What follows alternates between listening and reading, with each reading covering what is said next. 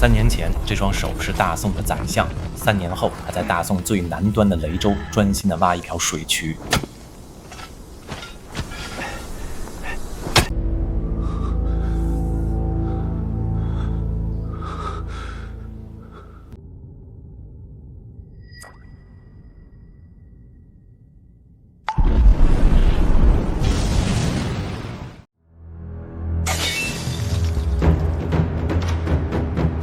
欢迎来到中年破局史。宋朝宰相寇准立过大功，也享过大福。他有个毛病，爱体面。后来他被政敌一贬到底，发配到了最荒的南方。一个最爱面子的人跌到了谷底，那一夜他会怎么办？3年前，他当宰相请客的时候，府里要点几百根蜡烛，亮得跟白天一样。有人说太浪费，他不在乎。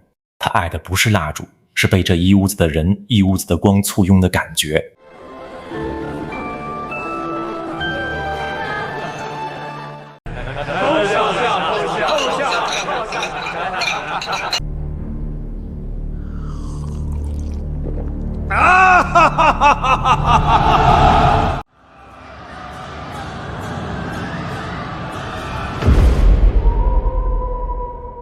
可这屋子的光说灭就灭了。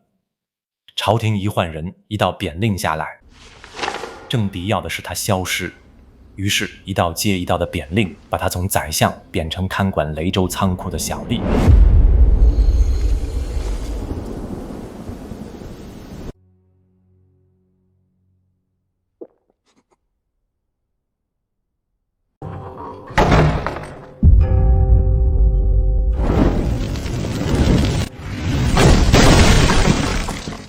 昨天还挤满人的府邸，一夜就空了，拜帖烧了，匾摘了，朋友在街口都装作没看见。只有那个老仆舍不得，偷偷往行李里塞了几根蜡烛。老仆想着，到了那边总不能让人看了笑话。你看，最放不下面子的，往往不是当事人，是身边人。那年他60岁，被人押着，每天急行军100多里，硬生生穿过南岭。他要去的雷州离大海只有几十里，能闻到海风的腥味儿。对当时的北方人，这是天底下最荒的地方。更狠的是，政敌还下令，雷州百姓谁都不许租房给他。上头有令，对不住。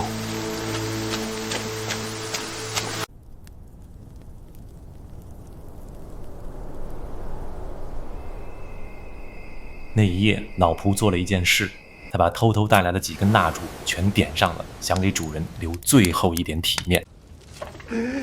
你姐，可寇准走过去，把那根象征体面的蜡烛直接扔进了灶堂烧饭。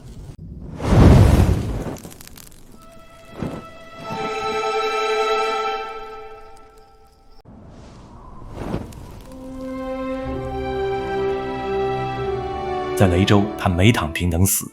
他帮当地人修水利、盖学堂、教孩子认字。一个60多岁当过宰相的人，亲手在沟里挖渠。起初没人敢帮，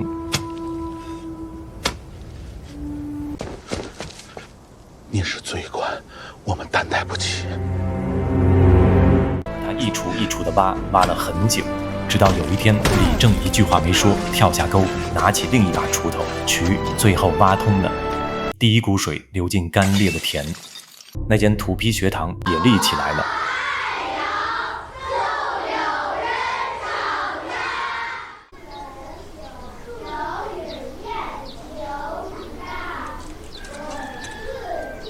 宋朝天圣元年，寇准死在雷州，再没能回到北方。他来时，这里没有他容身之处。